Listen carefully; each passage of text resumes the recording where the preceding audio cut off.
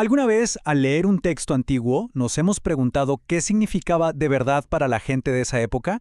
Bueno, hoy vamos a armar algo así como una caja de herramientas para convertirnos en detectives de textos. Nos vamos a meter de lleno en la hermenéutica bíblica, que es básicamente el arte y la ciencia de descifrar el significado original de un escrito, dejando de lado nuestras propias suposiciones. Y esto nos lleva directo a la gran pregunta, al corazón de todo este asunto. ¿Cómo puede ser que un solo libro, la Biblia, haya inspirado tantísima unidad y a la vez tantísimo conflicto? ¿Cómo es que genera interpretaciones que a veces son, radicalmente opuestas? La hermenéutica no es solo un ejercicio académico, para nada. Es la búsqueda de un método para poder navegar este verdadero laberinto de significados. Ok, para poder responder a esa pregunta, vamos a seguir un mapa bien claro. Primero, vamos a definir nuestras herramientas clave. Luego, veremos por qué es tan crucial tener un método. Después, nos daremos cuenta de que quien interpreta es tan importante como las reglas. Así que analizaremos su perfil. De ahí, pasamos a 5 reglas súper prácticas para el análisis. Y al final, aprenderemos a distinguir los diferentes tipos de lenguaje que nos vamos a encontrar. Muy bien, empecemos a llenar esa caja de herramientas. Como cualquier buen artesano sabe, lo primero es conocer el nombre y la función de cada instrumento. Así que vamos a definir los conceptos clave que serán la base de todo nuestro análisis.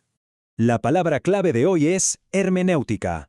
Pensemos en ella como si fuera un sistema de navegación, un GPS para exploradores de textos. No se trata de opiniones personales, ¿eh? Es todo un sistema de principios y reglas diseñado para mantenernos en el rumbo correcto, que es el del significado original del texto. Y aquí llegamos a una encrucijada, a un punto clave en la interpretación. Hay 2 caminos. Uno es la exégesis, que es actuar como un arqueólogo, o sea, desenterrando con mucho cuidado el significado que ya está dentro del texto. El otro camino, que es la gran trampa, es la eisegesis, que es actuar como un grafitero, pintando nuestras propias ideas y prejuicios sobre el texto. La hermenéutica es el mapa que nos ayuda a elegir siempre el primer camino. Pero a ver, ¿es realmente necesario todo esto? ¿No podemos simplemente leer el texto y ya está? Pues la respuesta corta es que no si buscamos una comprensión que sea profunda y fiel. En esta parte vamos a ver por qué tener un método sistemático no es un capricho académico, sino una necesidad fundamental. Esta necesidad de un método se basa en 4 realidades bien claras. Primero, el propio texto bíblico admite que hay pasajes difíciles de entender. Segundo, y esto es importantísimo, advierte sobre el peligro de que la gente distorsione el mensaje para sus propios fines. Tercero, para aplicar correctamente las enseñanzas, primero hay que entenderlas correctamente. Y por último, esta preocupación no es para nada moderna. La práctica de una interpretación cuidadosa tiene una historia de miles de años. Pero un conjunto de reglas, por muy bueno que sea, es solo la mitad de la ecuación. La otra mitad es la persona que las usa. La interpretación no es una ciencia exacta como las matemáticas. El factor humano es inevitable. Entonces, ¿qué perfil se necesita para usar estas herramientas correctamente? El perfil del intérprete ideal es fascinante, porque no se trata solo de ser inteligente. Claro, se necesita una mente equilibrada y un juicio sereno, pero también se habla de algo más profundo, un espíritu correcto, y quizá lo más importante de todo, un amor genuino por la verdad, la disposición de seguir al texto a donde sea que nos lleve, en lugar de forzarlo a que confirme lo que ya creemos. Y fíjense, esta visión tan completa del intérprete se refleja increíblemente en las notas que sirvieron de base para este análisis. Noten cómo se distinguen las cualidades físicas, o sea, el intelecto, la razón, de las cualidades espirituales, la motivación, la actitud. Se entiende que, para esta tarea, la mente y el corazón tienen que trabajar juntos, en equipo. Por supuesto, donde hay virtudes, también hay peligros que evitar. Se advierte contra una percepción nublada o un razonamiento con fallas. Pero el obstáculo más seductor es quizá una imaginación descontrolada. Esa tendencia a inventar significados ocultos donde no los hay, en lugar de descubrir el significado que está ahí, a la vista de todos. Muy bien, ya definimos nuestros términos y perfilamos al intérprete. Ahora sí, es el momento de la parte más práctica de nuestra caja de herramientas, las reglas fundamentales que guían todo el proceso de interpretación. Aquí están las 5 reglas de oro. Pensemos en ellas como los pasos de una investigación. Empezamos con la lingüística forense, analizar las palabras y el contexto histórico. Luego examinamos la escena del crimen inmediata, la oración y el párrafo. Después abrimos el foco al caso completo, el libro entero y su propósito. Y finalmente buscamos casos relacionados, otros pasajes que puedan iluminar el nuestro. La primera regla es el cimiento de todo. Se llama método gramático histórico, que suena muy técnico, pero la idea es simple. Las palabras importan y la historia importa.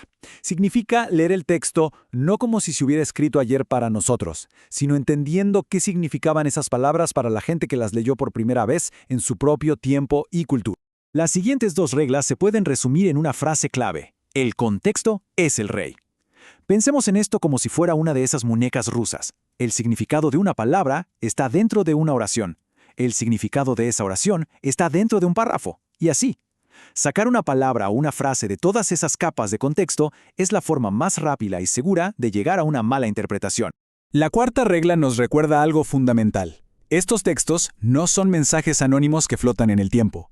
Fueron cartas, historias, profecías, escritas por personas reales para audiencias específicas y con un propósito muy concreto.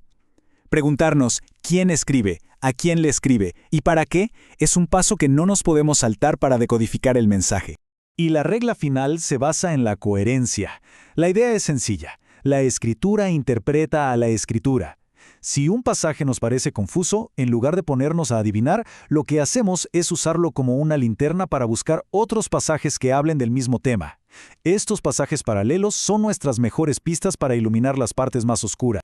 Y finalmente, llegamos a una herramienta crucial en nuestra caja, el reconocimiento de estilos. La Biblia no está escrita en un solo tono, ni mucho menos. Saber distinguir entre el lenguaje que es literal y el que es figurado es una de las habilidades más vitales para cualquier intérprete. La distinción principal es entre lo literal y lo figurado. El lenguaje literal es como un plano de arquitectura, describe las cosas tal como son.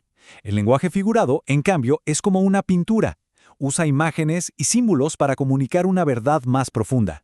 El error no es que existan los dos, sino confundir el plano con la pintura. Un ejemplo clásico de lenguaje figurado es el símil. Es fácil de reconocer porque siempre usa una palabra de comparación, como o semejante a. En este caso, la palabra de Dios no es literalmente un martillo, pero su efecto poderoso se compara con el de uno. La metáfora es como la prima hermana del símil, pero es mucho más directa. No dice que algo es como otra cosa, dice que es otra cosa. Cuando se lee, ustedes son la luz del mundo, no se está diciendo que los seguidores son literalmente fotones, ¿verdad? Sino que su función en el mundo es iluminar, tal como lo hace la luz. Ojo, que este nivel de detalle literario no es una invención moderna. Es fascinante ver en las notas originales cómo el autor cataloga con una precisión increíble todas estas figuras retóricas. No solo las define, sino que da ejemplos bíblicos específicos para cada una, lo que demuestra una conciencia profundísima de la riqueza literaria del texto. A ver, aquí tenemos una figura un poco más compleja. La metonimia. Es cuando se sustituye una cosa por algo que está estrechamente asociado a ella. En este ejemplo, cuando se dice tienen a Moisés y a los profetas, no se refiere a las personas, que ya habían muerto hace mucho, sino a sus escritos, la ley y los libros proféticos. Se sustituye al autor por su obra. Y así, nuestra caja de herramientas está armada. Hemos visto que interpretar no es solo leer, es investigar. Definimos nuestras herramientas, analizamos al investigador y aprendimos las reglas del juego. La pregunta final, entonces, va mucho más allá de un libro antiguo. ¿Qué pasaría si aplicáramos este mismo rigor, buscar el contexto, entender al autor, analizar el lenguaje, a las noticias que leemos, a los discursos que escuchamos o hasta a los contratos que firmamos? Quizás la habilidad más importante que hemos explorado hoy no es cómo leer la Biblia, sino simplemente cómo leer.